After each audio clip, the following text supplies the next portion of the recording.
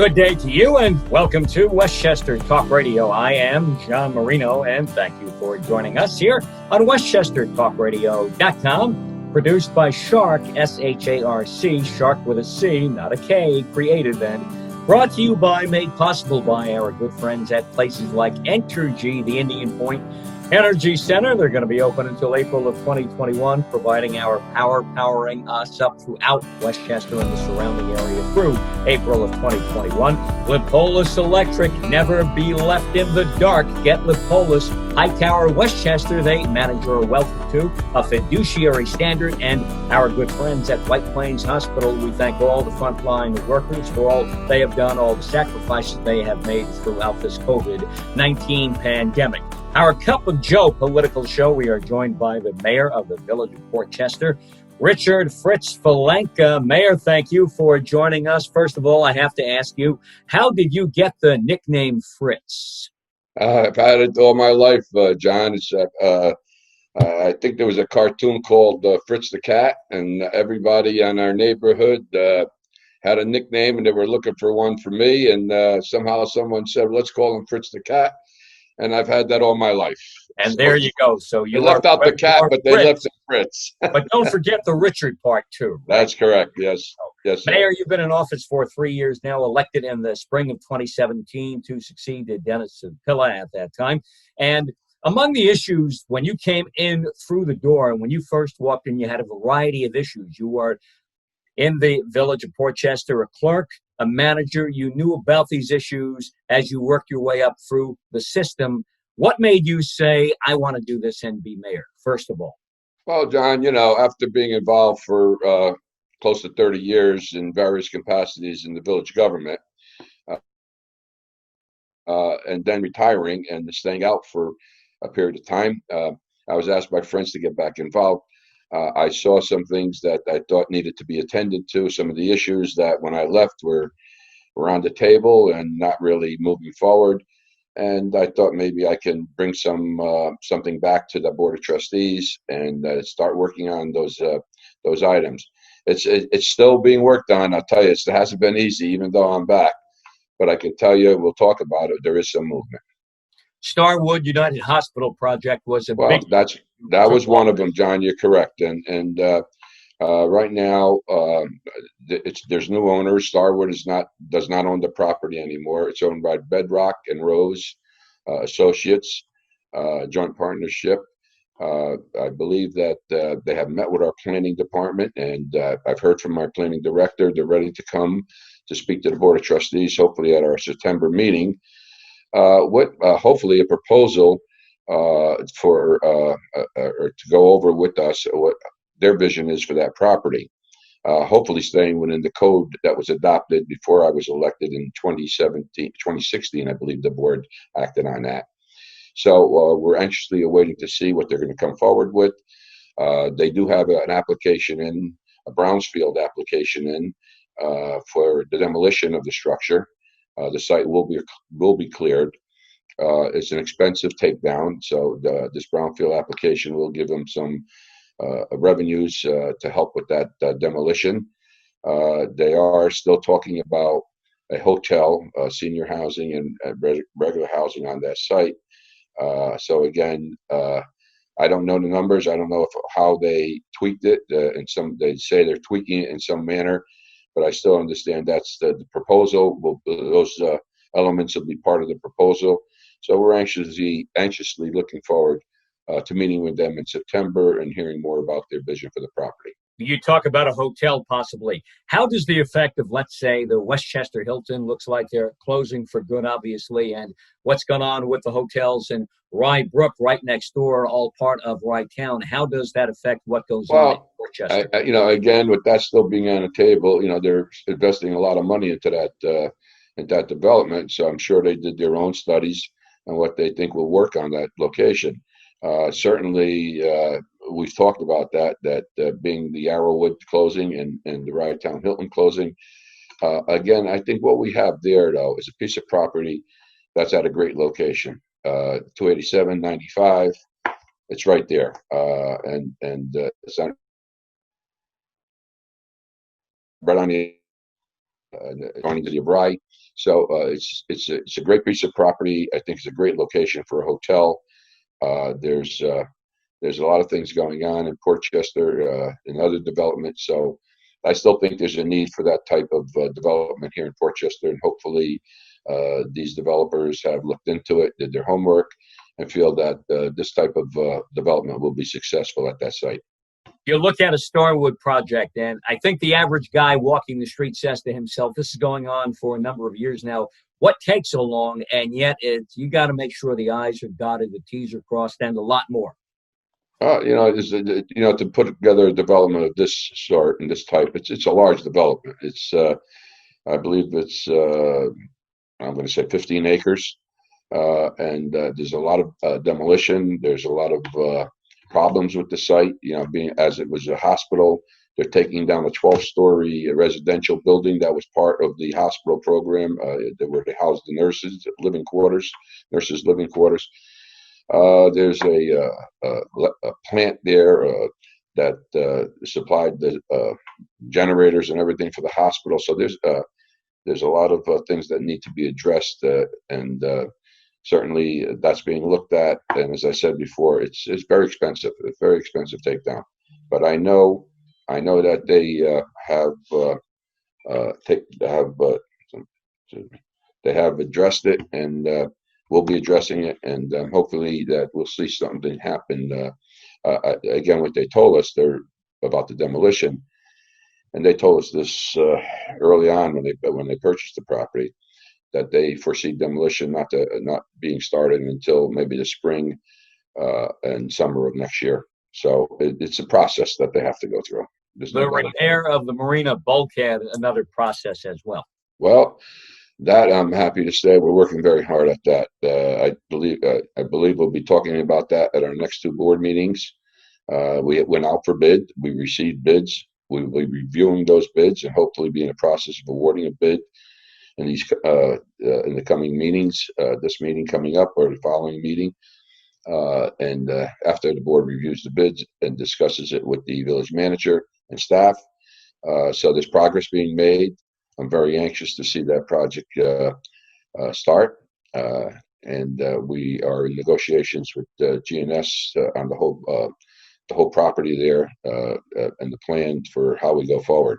So again, there's development in the downtown area, right across the street from the marina. GNS developers have started a 75 or 79 unit project with commercial below, right in the heart of Liberty Square in the Portchester, with commercial below on the first floor, and across the street a new restaurant is being renovated, and 7 units of single family and it's 1 bedroom and 1 bedroom and studio apartment, and that's the same for the GNS, the 79 units. There might be a couple of twos in there, but mainly 1 bedroom and studio. So this is, we always are concerned when we talk to these developers how it affects the school system, and we're very aware and try to keep the numbers down in our school system that are kind of overcrowded right now. When you talk projects like this, you get involved with enforcing codes. How has code enforcement gone under your administration? Yeah, well, again, we're looking at it again. Certainly, we had some budget problems this year where it affected code enforcement and some of our other departments because of the COVID-19 pandemic. So we had to make some cutbacks in certain departments, and code was affected also. But we're talking about it again because I still think we have to have a strong code enforcement program. I believe that Portchester is a community that needs 24/7 attention, and not only with overcrowding, which is one of our biggest problems, but quality of life issues that I think need to be addressed on a daily basis. Whether it's noise complaints, garbage, we have a lot of problems on our Wednesday trash collection when there's not a collection day. People don't read the regulations, and we see a load of trash out there when Public Works is not operating, and we give them warnings, and then it comes to summits. It's been a big problem for us in the village. We're changing the way we do our sanitation. We have ordered the one-armed bandits, where just a driver, curbside pickup in the residential areas. In some of the other areas, we can't use the one-armed bandit, but we retrofitted the trucks to pick up the garbage from the rear. But all the sanitation is brought curbside now. It used to be backyard collection, and we started that, and we're in a second phase, which will be starting probably in October, hopefully, with the second phase of that project. So we're changing a lot of ways we do our operations. We're talking to the town of Rye about the village combining the court with the town of Rye. Presently, they do the court for the village of Rye Brook, who is our sister village, and we may dissolve our court and make it a town court, and so the town handles the courts for both villages in their jurisdiction. Cup of Joe political show, Westchester Talk Radio. I'm John Marino, westchestertalkradio.com, produced by Sharc, S-H-A-R-C, Sharc Creative, joined by the Mayor of the Village of Portchester, Richard Fritz Falanka. Mayor, you talk about the effects of the COVID-19 pandemic on code enforcement and so much more in the Village of Portchester. How badly overall do you think you've been hit by the pandemic, and how is reopening working in the village as of now? Well, John, we're a village of, on the 2010 census said we have around 29,400 residents. We estimate that we have 40,000 residents in Portchester. This 2020 census is very important to us. We got to get the numbers right. We're losing $2,500 per person who doesn't fill a census report out or report the census from their families. This is a big concern of ours right now. We urge all of our village residents to participate. Last year, 31% of the village did not participate in the census in 2010. And costing us millions of dollars. That can't happen anymore. And this has been a struggle. I just got the numbers yesterday from the county. We're probably second to the lowest in Westchester County as far as our community reporting our population to the Census Bureau. That's troublesome to me. Again, I think we're at 51%, and I believe it's either Mount Vernon or Yonkers, one of those two cities that are just lower than us, that are just reaching the 50%. Again, this not getting a proper number and proper count will cost the village of Portchester millions of dollars in aid, sales tax revenue. This, which helps our operations, our police, sanitation, and of course our school system. So we're out there really working. We got a great census committee, and they're working very hard.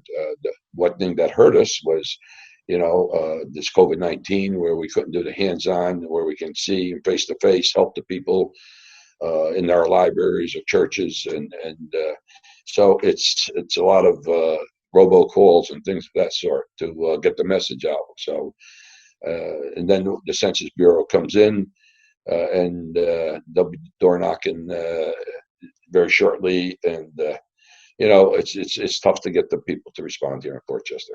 Now, with the reopening, are there any special features about the reopening in Portchester that we should know about? Well, right now at Village Hall, as of yesterday, I'll just give you the report the county gave us as far as cases. We had 1,289 total cases in our village. Right now, there's about active 20 cases, and thank God there were none new cases yesterday. But that fluctuates daily. But again, as long as we don't see big spikes or hospitalizations, and of course, the last thing we want is anyone passing away from this terrible virus. We're moving slowly. We're moving into opening our village hall. We're at 50%. There are precautions. You have to check in. We have a court officer now we brought in from the courts to sit at in our lobby. Temperatures are taken, masks have to be worn. Some of them in certain areas can't get into certain areas of the building. The personnel will come down and talk to them in the lobby. We're taking every precaution we have to keep, anyone who visits Village Hall safe, as well as our staff. With reopening going step by step, and you seem to be being extra cautious in Portchester, the U4C Schools Reopening in September. Well, again, just having a discussion with our president of our school board, this is not going to be a normal opening. That's for sure. And I've heard that yesterday from our president of the school board. The deadline for Portchester and all schools to file their plan for reopening to Albany is July 31st, which is coming up. And Albany has to respond by August 7th. But all indications are, John, that it's not going to be a normal year. It'll be either a hybrid or blended model where students will not be in school every day. And that's the message that I've been given from the school board president. Cup of Joe, political show, Westchester Talk Radio, westchestertalkradio.com. I'm John Marino, joined by the mayor of the village of Portchester, Richard Fritz Falanka. Mayor, as we move along through the summer here, the issues of social justice and police reform, a major topic the past few months. How have adjustments been made in Portchester, especially in light of Governor Cuomo's edict about 4 to 6 weeks ago, saying that police departments locally have to give him a plan? If they don't, well, there might be some financial repercussions. Yes, John. We have our police department working on that right now as we speak. With regard to police reform, we are in the process of reviewing our procedural manual. Every order within the department's manual is being reviewed. The department will be reaching out to members of the community to review the policies with us and with the goal of achieving legitimacy in the eyes of the community. We are also evaluating our policing strategies, again with public input, with the goal of how to best police the community and have them be part of the process. That's very important. Yeah, so we'll be working on that. Our chief has already started on that. He works very closely, talking to other chiefs in the Westchester County Police Chiefs Association. So we, thankfully, thank God, our community is very diverse.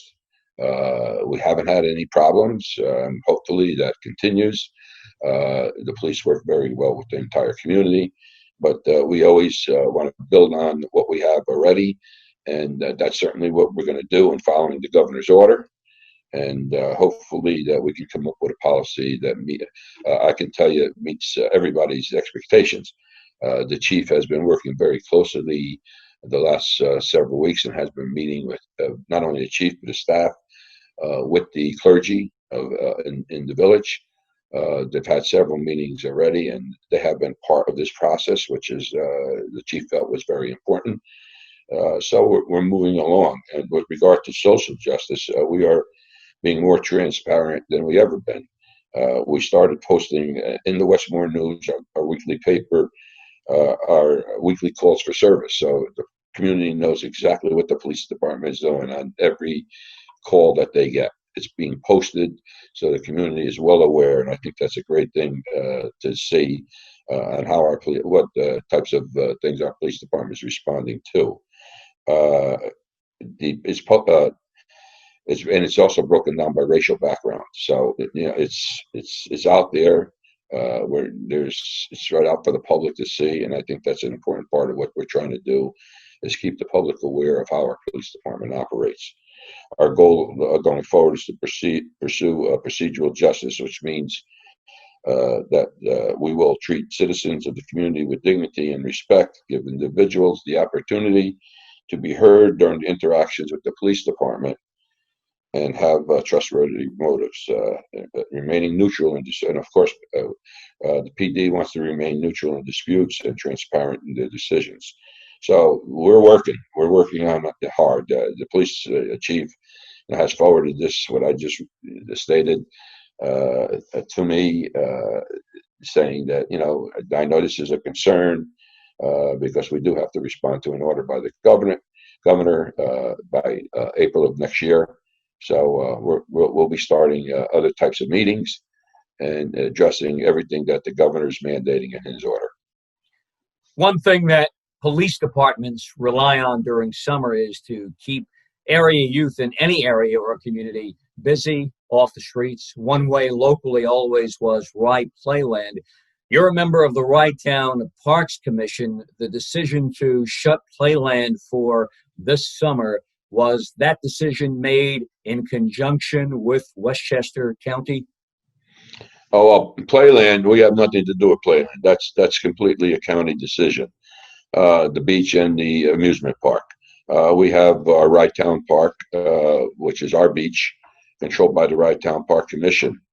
Of course, the closing at the beginning of Rye Town Beach, people who came in from other places in the county, once they got into the area, saw that there was another beach, and of course, they didn't want to turn around and go home, but they came into our beach. We've been working very hard, the commission, to make that beach safe and a pleasurable experience for all those who come there. We're trying to maintain social distancing and have our safeguards in place that protects all of the patrons of the beach. So we meet on it regularly, and we're concerned. We get reports at our meetings from the director of the park, and so far so good. And we stay on top of that. But again, it's brought people that never were beachgoers to the beach.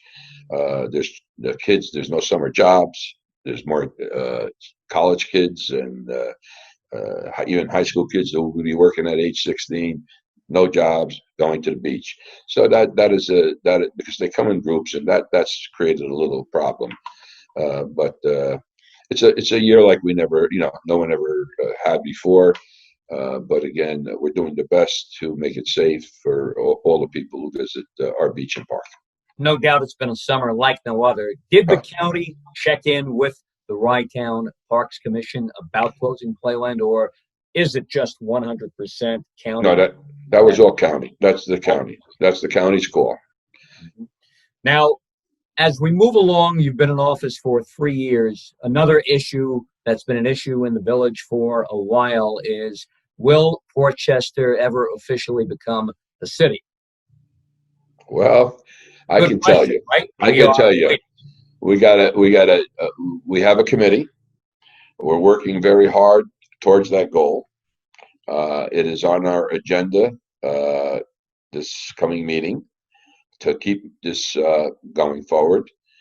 We had a study done, and like the studies of the past, they say Portchester should be a city. There's things that we have to do to become a city, and it doesn't come to us overnight. But we are working very hard. We feel that this might be a great opportunity for us to accomplish that. It will mean a lot to the village of Portchester, and the committee has worked very hard. I think the next step is to establish a city charter committee. So we have to put a charter together, because we're a charter village. So it's my understanding, hearing the chairperson of the committee say that these are the steps that have to be taken going forward. But I can tell you, at least this mayor, I don't know about the rest of the board member, I'm saying full steam ahead. I believe we should be a city. We should get the benefits of a city. And I hope the state legislature see that when we present our plan up in Albany. What are the advantages of being a city as opposed to two? Well, you collect your own sales tax. If the court would be funded to the state, you get more in state aid. So there's a lot of benefits that go along with the city status. Again, we don't know what's going to happen if we're ever going to get this. We feel this is probably our last opportunity to see if this is possible. We had two studies from Pace University who said, yes, you should be a city. Our demographics call for us to be a city. Again, we just got to convince the legislators in Albany that that's the case. There's a fear. I guess there's a fear up there, John, that if you if you make another city, the last city was 1942, the city of Rye.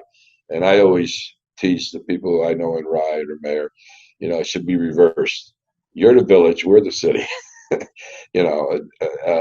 Rye should be a village, Portchester should be a city. I mean, Rye's quaint, and you're familiar with the city of Rye. So I think they got that mixed up in 1942 when they created the city of Rye. But Rye has an interesting structure with the village and with with the breakdown, how they broke it down then. Yeah, how they broke it down. Yes.